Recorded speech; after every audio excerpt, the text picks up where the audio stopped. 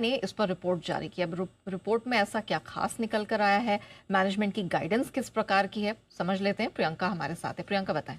बिल्कुल नेहा, और इनफैक्ट काफ़ी बड़ा टारगेट दिया 9100 का। एक्चुअली इन्होंने जो अपना FY30 का जो बिजनेस आउटलुक प्रेजेंट किया है उस पर काफ़ी ब्रोकरेजेस का बुलिश व्यू माना जा रहा है। इनफैक्ट यहाँ तक कहा है कि एम्बर एंटरप्राइजेस पूरे EMS प्लेयर में एक बहुत ही फ्रंट लाइन प्लेयर बन के उभर सकता है, बड़ा प्लेयर बन के उभर सकता है। मैनेजमेंट ने अपनी जो पहले की गाइडेंस रखी थी उसे बरकरार रखा है, और इनफैक्ट अगर आप उनके डिफरेंट सेगमेंट्स और वर्टिकल्स की बात करें तो उसमें कंज्यूमर ड्यूरेबल सेक्टर ऐसा है जहां पर कंपनी आउट परफॉर्म कर सकती है अपने पीयर्स को भी। इंडस्ट्री में ऐसी बातें कुछ निकल कर आ रही हैं।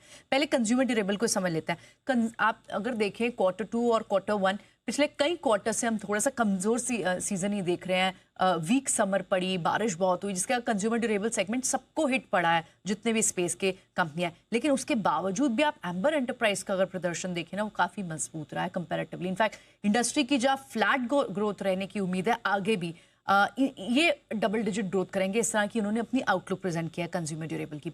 अब इन्हें दो और चीज़ों से फायदा और हल्का सा नुकसान तो ज़रूर होगा, क्योंकि रुपये की वीकनेस है।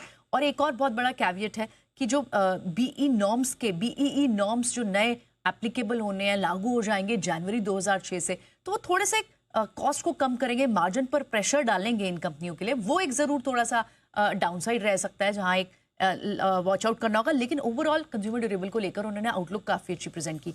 इसी तरह आप उनकी दूसरी कैटेगरी देखें, इलेक्ट्रॉनिक्स, जो कि काफ़ी बड़ी कैटेगरी है इनके लिए, और यहाँ से FY26 में भी इनको रेवेन्यू ग्रोथ लगभग 40 से 45% तो सिर्फ इस सेगमेंट से ही उम्मीद है। तो स्ट्रॉन्ग आउटलुक उन्होंने यहाँ इस सेगमेंट में दी। इनफैक्ट उन्हें लगता है कि मिड टर्म में जहां इनका मार्जिन जो था वो 8% था इस पर्टिकुलर सेगमेंट में, वो बढ़कर काफी एक्सपैंड हो सकता है, 11 से 13% रह सकता है, क्योंकि काफी काम कर रहे हैं, अपनी ऑपरेटिंग लेवरेज पे काम कर रहे हैं, बैकवर्ड इंटीग्रेशन पे लगातार काम कर रहे हैं। और तीसरी जो इनकी एम्बर एंटरप्राइज की डिवीजन है मोबिलिटी की, क्योंकि ये रेलवे में भी बहुत बड़ा काम करते हैं। रेलवेज के लिए HVAC सिस्टम प्रोवाइड करते हैं, पैंट्रीज, डोर्स, गेटवेज, ये सब कुछ चीज़ें बनाते हैं। तो वहाँ से भी मैनेजमेंट को उम्मीद है कि FY28 तक मोबिलिटी सेगमेंट से भी इनका जो रेवेन्यू है, जो इनकी आय है, वो दोगुनी हो सकती है। तो तीनों डिवीजन अच्छी काम करेंगी, इसीलिए 9100 तक का टारगेट नुवामा दिख रही है, और काफ़ी बुलिश व्यू दिखाई दे रहा है दूसरे ब्रोकरेजेस का। राइट, अंबर एंटरप्राइजेस बहुत ज़बरदस्त स्ट्रेंथ दिखाई दे रही है। इनफैक्ट सिडानी जी भी नीले नीले अंबर पर अक्सर रिकमेंडेशन देते हैं।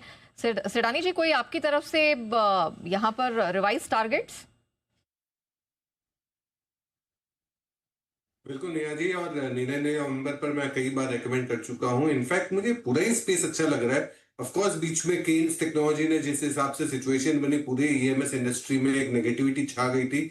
मैं तब भी बहुत पॉजिटिव था और आज भी हूँ। मुझे लगता है कि अंबर एंटरप्राइजेस 10,000 के टारगेट्स पे जा सकता है। मैं जो अभी टारगेट सुन रहा हूँ उससे भी ज्यादा है।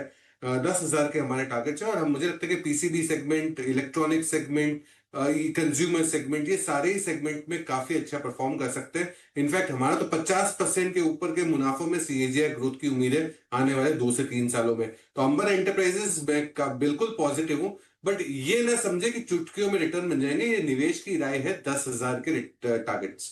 बिल्कुल, लंबा आपको समय देना पड़ेगा और अपने पोर्टफोलियो का हिस्सा बना के रखिए। 10,000